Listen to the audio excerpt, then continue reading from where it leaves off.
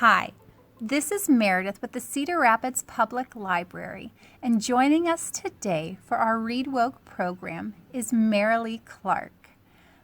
Good morning, Merrilee. How are you? Good. Good. Thank you for joining us. Now, I happen to know Merrilee because we have a mutual friend, and I thought I would invite her today to talk a little bit about how she identifies and how she sees different people with different abilities in our community. So I was wondering if we could just start by asking this. Merrilee, how do you identify with respect to your abilities? For instance, do you identify as disabled, or how do you refer to yourself? I refer to myself as disabled or brain injured. Do you mind telling us a little bit about your brain injury? What happened? When I was 11 years old, I was crossing Ellis Boulevard, and I was jaywalking and crossing between parked cars, and the car couldn't see me and I couldn't see the car, and so I stepped out into the street, and it was totally my fault though. But a And true accident. but right, it was an accident, but it was my fault that caused it.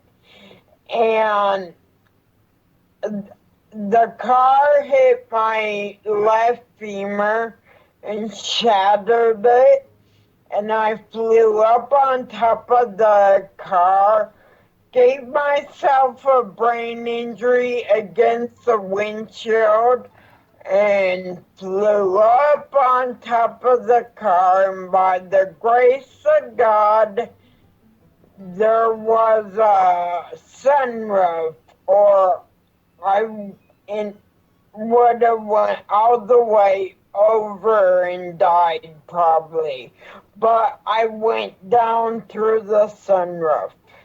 That is remarkable. I can't imagine how traumatic that must have been, especially at 11. And Yeah, what kind of recovery that must have taken on your young body. I coma 8 weeks.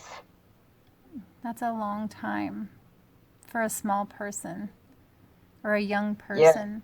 And so, over the course of almost what, maybe close to 30 years or so, over 30 30 years. years, you've lived with a brain injury.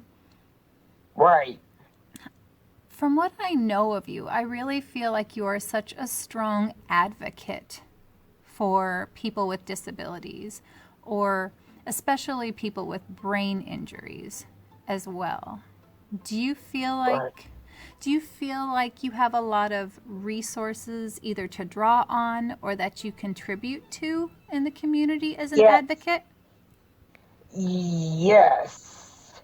And I also belong to a club called the Pilot Club, and we are located all over the world, and we raise awareness for people with brain injuries, and we raise money for people with MS and Alzheimer's.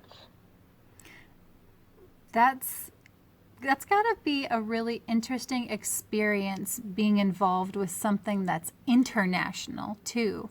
Like the connections that you are making with people not just locally but all over the world. I mean, it's nice to help in your Right. local community, but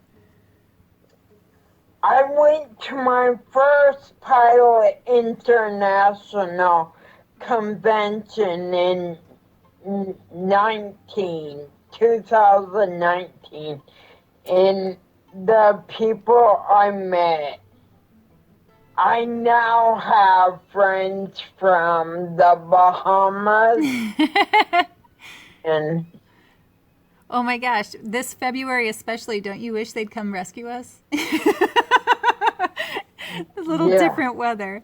But I think I think that it's really interesting even though you were just 11 when you experienced your brain injury, you were able to experience a life of different ableness from where you were right. at, 9 months after the injury even.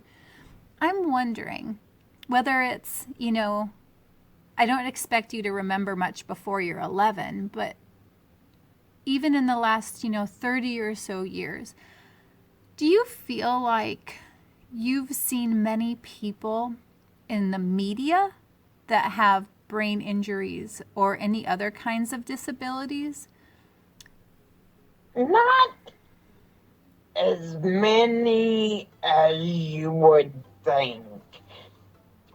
People say car accidents are happening all the time, but you don't see them that often. Well, that's true. It's true. I think that's a really good point. I think that it makes me think that there are probably a lot of people that have either brain injuries or other injuries from accidents that a lot of Right, us don't see. There's kind of an unseen population of people who have, their abilities either challenged or changed as a consequence of accidents alone. right. Not everything's a And Hallmark movie. what? I said not everything turns out like a Hallmark movie. Right. And I just wanted to tell you that I was out of a wheelchair in less than a year. Really? Yeah. For a shattered femur, that's pretty remarkable. Do you remember a lot about your rehabilitation? I don't remember being 11, so I don't know why anyone else would. Mm, no, I don't. I have one more question that I'd like to ask, if you don't mind. I was wondering. Oh, no. You're the best. You are. You put up with me Whatever. so well. But I'm wondering, from your perspective, if there's something that you wish the majority of people, or, people that you don't even know, if there's something that you could relay to others about not just maybe even your experience, but if you want to use even kind of a generalization of like people with disabilities, like what's something that you think people should know about either being differently abled or disabled, however you identify?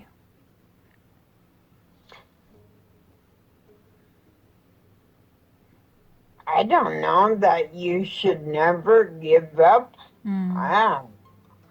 I must say that you are an excellent example of that.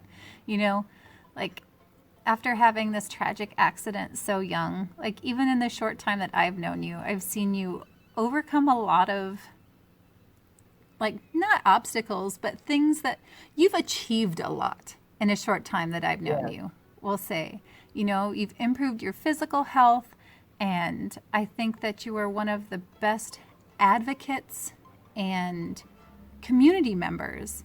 You're on the go way more than anybody else I know. I think that it's I can tell that you're a really important part of the different communities that you belong to, and I really appreciate you.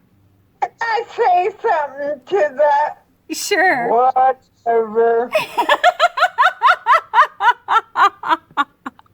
Oh my gosh, Merrilee, it has been an absolute pleasure talking to you. Thank you so much for taking the time to share your story and your opinions with us.